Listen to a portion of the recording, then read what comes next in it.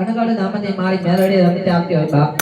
મારી કાળકા રમતી હોય ને મારી મેલોડી રમતી હોય ઢાકના રણકાર રમતી હોય ઈ ડાક વાગે ડાક વાગે ડાક વાગે ડાક વાગે